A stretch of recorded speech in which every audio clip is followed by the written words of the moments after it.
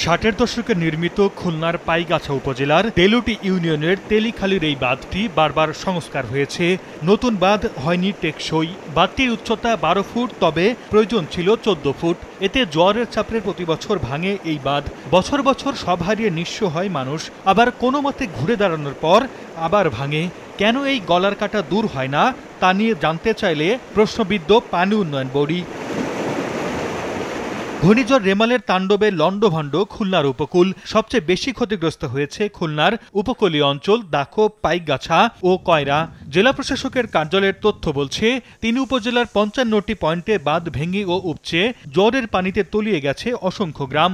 এতে ৫,৫৭৫টি মাছের ঘের এবং ৩,৩০০টি পুকুরের মাছ ক্ষতিগ্রস্ত হয়েছে। বিধ্বস্ত হয়েছে প্রায় ৭৭,০০০ বাড়িঘর। ঝড়ে ক্ষতিগ্রস্ত হয়েছে প্রায় ৪,৫২,২০০ মানুষ। নগদে ৫০০ টাকা বা তার বেশি পেমেন্টে পেতে পারেন ঢাকায় জমিসহ ২০ কোটি টাকার পুরস্কার। ঝড় গেলেও রয়ে গেছে ক্ষতচিহ্ন।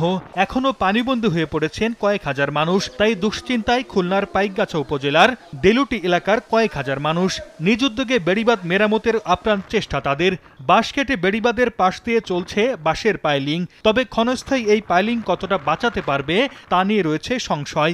স্থানীয়দের দাবি, দফায় দফায় দ্বারস্থ হবার পরও তোয়াক্কা করে না পানি উন্নয়ন বোর্ড। তিনবার বেড়িবাঁধ বাঁধছে কিন্তু টেকে নাই, নর্মাল ভাবে বাঁধতে গেছে। সরকার টাকার মনে টাকা দেয়, শুধু কোনো হারা কাজে দাঁড়ায় না। টাকাগুলো কি করে কি হয় হারাই জানে। সরকার আমাদের জন্য অনেক টাকা পয়সা খরচা করে, কিন্তু এই টাকা পয়সাগুলো কারা খায়? আমাদের ভেরিটা তো সুন্দর মজবুত হয় না। এমন প্রশ্নের মুখে পানি উন্নয়ন বোর্ডের কর্মকর্তারাও বেশ কৌশলী। নিজেদের ব্যর্থতাকে অন্যের উপর চাপালেই যেন দায় মুক্তি। স্থানীয় জনগণের জায়গার উপর দিয়ে বাদ করার পরিকল্পনা ছিল, কিন্তু স্থানীয় জনগণ এখান থেকে জায়গা না দেয় আমরা সময় মতো কাজটি করতে পারিনি। এমন দায়সারা অজুহাত শুনে ক্ষিপ্ত ভুক্তভোগীরা।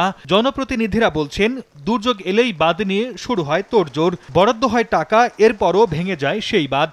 ধরেন দুর্যোগকালীন সময় যদি আমি দুর্যোগ ঠেকাতে যাই, তাহলে সেটা ঠেকানো যায় না। এটা যদি আগে থেকে ঠেকানো না পরিকল্পনা থাকে, তাহলে এটা ঠেকানো সম্ভব হয়ে ওঠে না। শুধু এই বাঁধটি নয়, দক্ষিণ ও দক্ষিণ পশ্চিমাঞ্চলের উপকূলের জেলাগুলোর বাঁধেরও অবস্থা এমনই। বরিশাল ও খুলনা বিভাগের সহকর্মীরা জানিয়েছেন, রেমালের আগেই জোয়ারের চাপে ভেঙে পড়েছে অনেক বাঁধ, যার মাশুল গুনতে হচ্ছে বাসিন্দাদের। বাংলাদেশে প্রায় ১৯,০০০ কিলোমিটার বেড়িবাঁধ আছে। এর মধ্যে দেশের উপকূলীয় এলাকায় ৮,০০০ কিলোমিটার বেড়িবাঁধ ঝুঁকিপূর্ণ অবস্থায় রয়েছে। সর্দার মোহাম্মদ আরিফ, সময় সংবাদ।